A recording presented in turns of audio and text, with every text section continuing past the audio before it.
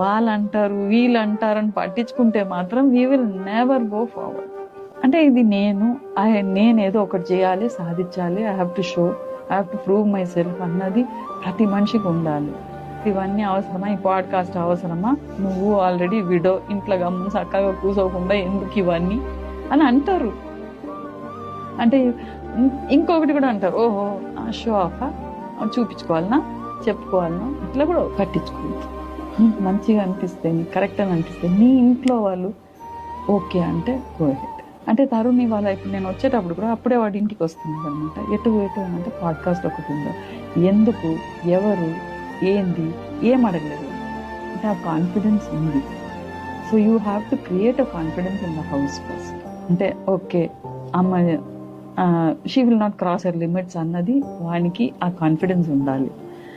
నేను వాడు ఇటుపోతున్నాను, అమ్మా నేను వాళ్ళు రాను,